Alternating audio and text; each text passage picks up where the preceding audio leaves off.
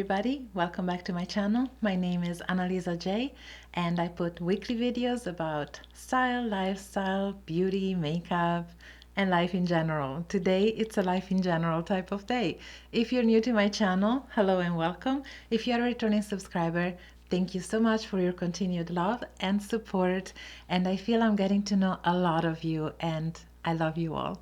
Let's get into today's video. It's gonna be a little bit fun. It's not meant to offend anybody. It's some facts as well as a little bit of humor. So get comfortable and let's start. Italians do it better. That's right. Okay, this video is an article that I found and I thought it would be fun to be made into a video, and it's about things that Italians do better. So you can leave me all the comments down below because I know I'm gonna hear you loudly.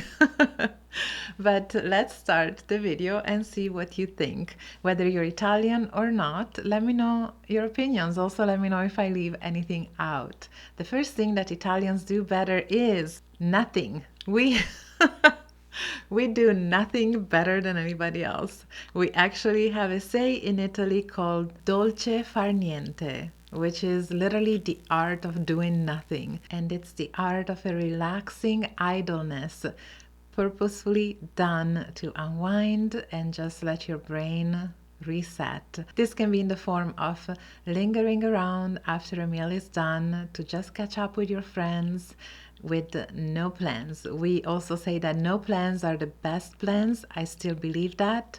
I've had many fun adventures when I had no plans. You never know what life can bring you, but the art of doing nothing, dolce far niente, is something that Italians do best. And I think it's a practice that is actually very healthy. So try it, try it. Another thing that we do really good is unintentionally healthy living. I say unintentionally because when you think about pasta, pizza, gelato, it doesn't sound really healthy, does it? But we walk everywhere in Italy. We walk everywhere. Everything is in moderation, and also ingredients are really fresh, clean. A lot of things are homemade, not as many chemicals. So I think that has a lot to do with it. And we do walk our miles. I think the reason why it's considered an unintentionally healthy living is because by default, a lot of us eat a Mediterranean diet just because that's what the country offers. And it's plenty of olive oils and fish and all the yummies. So that is also a big factor. I am not just spitting out this fact, you can actually research it. According to the Bloomberg Global Health Index of 2020, Italy is number 2 as the healthiest country in the world. The number 1 is Spain and number 3 is Sweden. So that should tell you something. We're healthy. Babies that are born in Italy can expect to live well into their 80s and almost 90s. I believe in this because my grandparents were 103 and 102. So that should say something, right? Okay, this I miss so much, and I'm seeing that some American places are starting to do this with more passion, and I'm so proud of them. But this is yeah, there's no competition. Have you ever had an Italian aperitivo, which is before dinner? It's for us is during the week. It's like similar to happy hours in the fact that it's after work. You get together with your friends, you unwind, but it's not. Aperitivo.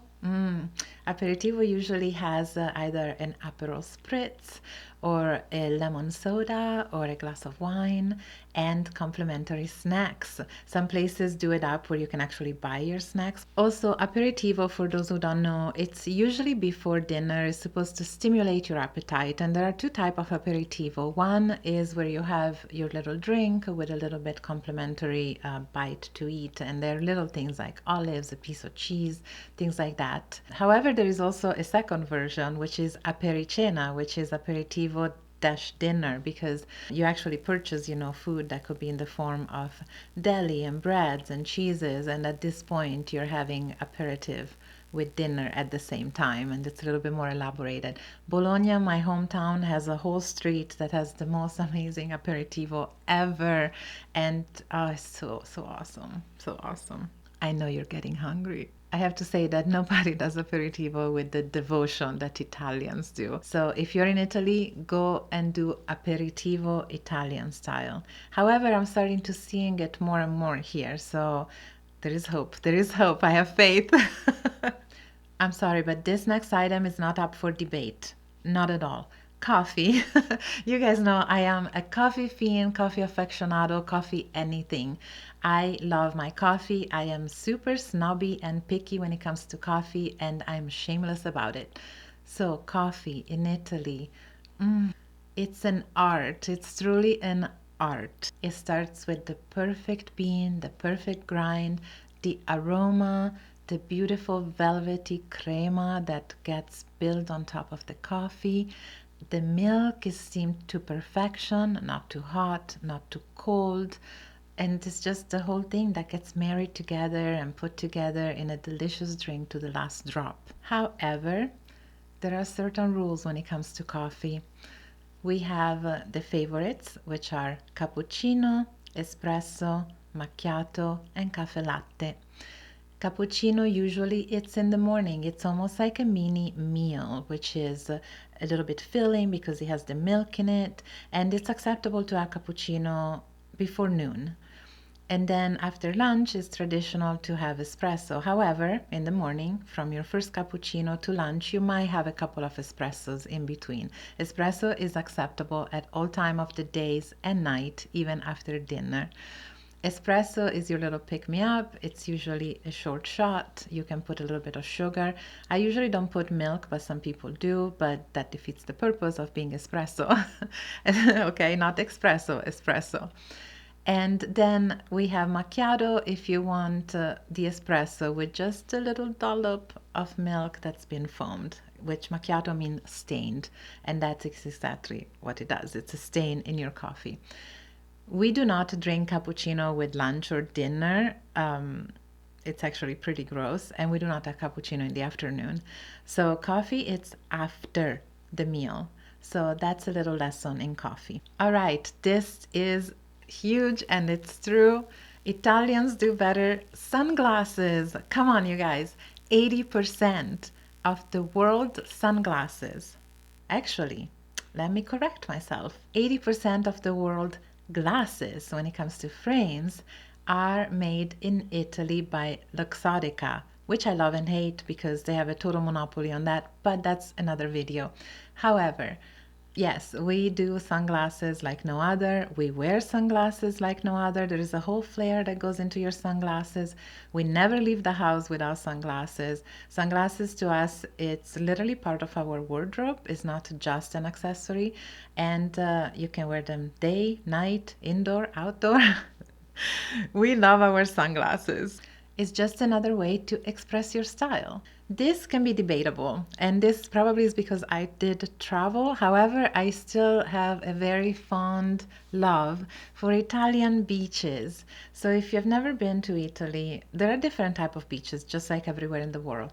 But a lot of beaches in Italy, when you go in the morning, they have been groomed. They have beautiful lounge chairs that are facing the water with a little thing that shades you, and you can just get lost there for the day. Every beach has what is called a bagno, which is a little building where they have changing rooms, and also they have a little bar or cafe. Bar to us is where you can get espresso, not just alcohol. So you can go grab your lunch there or your cornetto, which is your ice cream cone, and just spend the day lounging around. Also, beaches are a lot more of a social affair than here in the United States. People usually socialize, and a lot of times the same group of people will go to the same beach year after year after year. So you create a group that you know, that you hang out with. In summer, you look forward seeing each other. And usually at the beach, you make plans for the night. Which clubs are we going to? Where are we going to dinner? It's just a whole vibe. I don't know how to explain it, but I think everybody that grew up in Italy know what I'm talking about. And it's just beautiful. Italian beaches, I mean, people watching is phenomenal at Italian beaches. So we do those pretty good. Okay, this is gonna be short and sweet. Cars. We do amazing cars. We do beautiful cars. I am partial to this because I was born in Bologna And Bologna, the surrounding areas, is where Lamborghini, Ferrari, Maserati started and are built. So I've been exposed to that a lot when I was younger. So yeah, Italians make amazing cars. There is another car that is debatable, but the person that founded is Italian, although I think now it's being manufactured in France. Bugatti. It's like, if you don't know what a Bugatti is, it's something that I would never purchase. I could never purchase, but even if I could, I wouldn't purchase it. But just to look at, oh, it's a masterpiece. It's class on wheels, and there are some fun facts about Bugatti. So do some researches. I think you would find it fascinating. All right, here one of my favorite things that we do best, and I know we do best, gelato. Gelato is not ice cream. I repeat, gelato is not ice cream. Ice cream is made mostly of cream, heavy cream. Gelato is made mostly of milk, sometimes even skim milk. It has a lot less fat. It is not frozen, but it is churned, which is a process that makes it a lot creamier. Also, when it's poured out, it's at a much higher temperature than ice cream, which is a mystery because it's a lot creamier and fluffier, but I think that's chemistry to you. So gelato is not ice cream. Gelato, it's amazing, and gelato has a lot to do with the places where you buy it because a lot of time they use local ingredients, and you can really taste the flavors. My favorite flavors of gelato are nocciola, which is hazelnut, pistachio, not pistachio, pistachio. And sometimes they also have bacio, which is a flavor that means kiss. And it's a mix of chocolate, hazelnut with hazelnut pieces. Oh, it's so good. Oh, so good. There are some places that make amazing gelato in the United States. If you're ever in the San Diego area, these places, write them down. Boboy Gelato, it's amazing. It's owned by Italian. Gelato Love, also owned by Italian. She actually imported all the machinery to make the base and everything else. So her gelato is very Italian and amazing. It's in Carlsbad, Gelato Love.